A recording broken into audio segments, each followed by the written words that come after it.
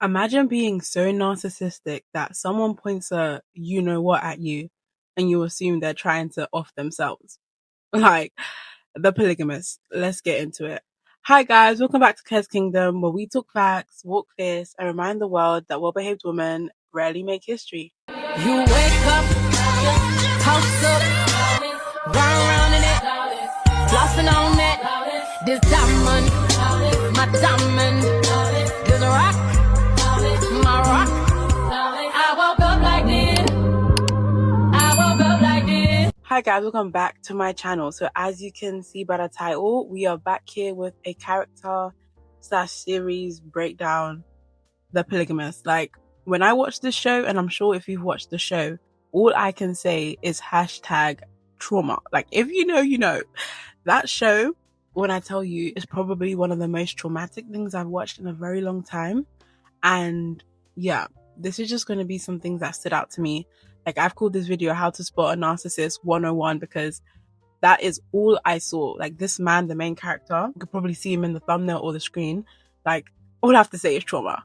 But yeah, someone needs to give me my psychologist / therapy or therapist certificate, because before I even knew like the actual depth of this man or even got really into the show, all I could say is narcissist. Like, I could sniff that from a mile away.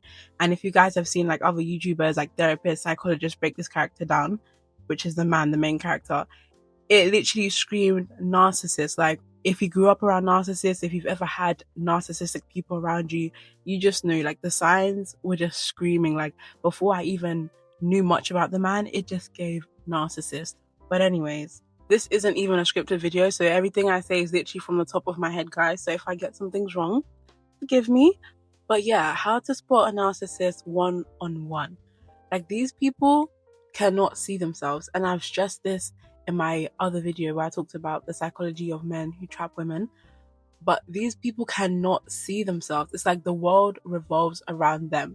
And in the show, if you've watched the show, even if you haven't, this man entered people's lives. He had children. Like, at this point, the children were just collateral damage. Like, this man had no care for anyone but himself. But the thing about narcissistic people and these narcissists, and you can see in the show, is that they have an inability to be alone. Like, they cannot be alone, but they cause so much havoc, so much chaos, so much pain to the people around them. Like, from friends to wives, like partners, children, colleagues, friends, brothers. Like, he was just chaotic. And number one, like, red flag, you can usually tell someone is narcissistic by the fact that they are so entitled, especially if they're on the wealthy side, especially if they have, you know, the good looks, they have the privilege. They're just so entitled where they think, I want you, so I have to have you, or I want this, so I have to have this. And they just have no regard on who it would hurt, no regard of what the other person or what the other party is feeling.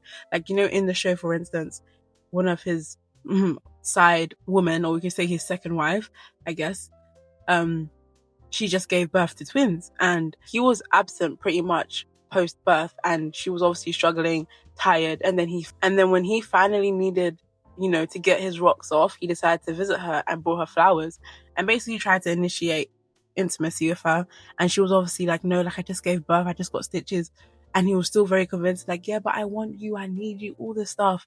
Like, just total disregard that this woman just gave birth to your children. And long story short, he basically made her do other things, right? And that is just one of the like biggest examples of how he did not even see the situation, the context. Like, this woman just gave birth, right? But his knees were still above hers. Like, he couldn't sort himself out. He had to make it her problem. And then after that, of course, he's absent again. And one thing that I realized in the show, because, you know, obviously The Polygamist is based on the fact that he married multiple women, and the fact that when one woman wouldn't give him what he wanted, he would go to the next, or then the next, and basically had a supply of people. Like, narcissists typically have like a supply of people. That could be in terms of, you know, romantic partners, even friends, people. Like, they always have someone to go to. They always have a person there. Like, they cannot be alone. They always need somewhere to release, somewhere to, I don't know, get comfort, food, just all of that. And let's not even get into the fact that these women would still basically play along or just continue to cater to this man's needs when he was just so chaotic. I guess the fact that he had money helped, but I know so many people like in the situation as we speak that are in similar circumstances, and the man isn't even well off or quite the opposite, but somehow these narcissists just have everybody in the circle or immediate environment just wrapped around their finger. But yeah, this show was just crazy. Another sign of a narcissist, they just don't take accountability. Like, there's just no sense of accountability. And even when you try to, have a civil conversation and try to express yourself, they go straight to, oh, but I provided you with this. You would have been nothing without me. You need me. All this, manipulative language. And even when you do try to be vulnerable with them, it's like they just brush you off. They get annoyed, irritable. They try to flip the script. And I don't know if it's just based on like a cultural norm, because I know like, especially in certain like communities and groups, it's normalized for the man or the men to be seen as some sort of god or some sort of, king, even if he hasn't contributed anything or done anything for anyone except for himself. It's like they have this expectation that because of the fact that they're merely a man, literally because they're a man, everybody must bow their feet. And it's the fact that not only does he think he deserves respect, it's the fact that he literally made everybody's life a living hell. As in, he gave people STDs, like in terms of the wives, like people were getting STDs, people were getting bamboozled. I love that word. Literally, people were literally getting, I'm sure on the show, it showed that he was violent towards these women in more ways than one, but he still expected to be treated as this god or this man that everyone should be grateful to. And yeah, if you watch the show, you saw how it ended. And karma did its thing, and I'm so glad, because a lot of the time in real life, we don't even see that justice. But in the show, of course, it's a series. A lot of, like, even though there are many parallels with real life, of course, the show was able to level the field out. But yeah, narcissists are very charming. They come across as these larger than life. Again, I spoke about this in my other video about the psychology of men that trap women. Go watch that. But they really have this larger than life, I'm above everything, I have everything, I am everything. And they expect everyone to respond accordingly. And if you don't, you get punished for it. Or let's say you play that role, but you decided, or you woke up to the fact that, hold on, they're actually just a man. Then you get punished for it. Like when his brother in the show finally stood up to him because he literally abused his wife, he literally stood up to the polygamist and he ended up getting fired, iced out, all these things. And then, of course, later down the line, years pass, and now, of course, the polygamist is asking for help because he ended up getting sick. And it was so funny and so telling that when he was sick, now everybody that he basically abused and did all this stuff were nowhere to be found. And at the end of the day, the narcissist ends up alone or ends up isolated. And even then, because he was quite a wealthy man, he still had like the young woman he was with, obviously, but she was only there for the money and didn't treat him the best either. But yeah, going back to the focus of the video, how to spot a narcissist. Like I said, they're very self-seeking, self-serving. They cannot see themselves. They honestly think they're untouchable. That's another thing. Like I said at the start of the video, I opened up with the quote, imagine being so narcissistic that you think someone's literally pointing a you-know-what at you, and your first instinct is you try to off yourself. Like, it was so bad because it was his wife, by the way, just for context. His wife was trying to, get rid of him, but she obviously had second thoughts, and he genuinely thought she was trying to off herself. And in that moment, I was like, imagine being so full of yourself.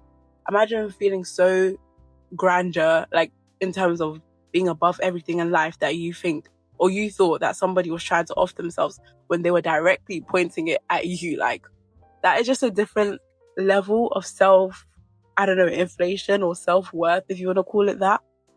But yeah, narcissists honestly think they're untouchable. They're on top of life. They're the king of the world.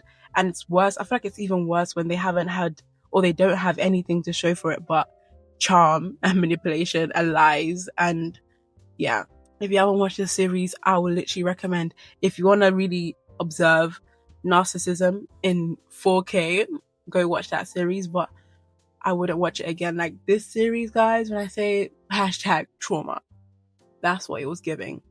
But yeah, I hope you guys enjoy this quick breakdown or quick analysis or just even a little rant of this show, because wow, all I have to say is wow. And I know a lot of people are like analyzing and breaking down this character like he's like a monolith, but trust me, Like, these men, many of these men are walking the earth as we speak. Like, in your local community, in your local church, in your local, just beware. And quite scary stuff.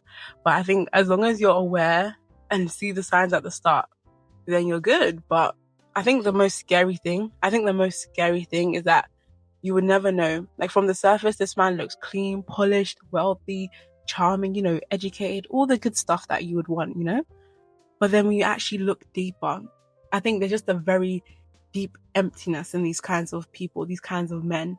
And they try to fill it with all these women and the money and the booze and all that stuff, but it's never gonna work. And I'll just end the video by saying that there's always a pattern. There's always patterns, guys. You just have to keep your eyes peeled. There's always a pattern.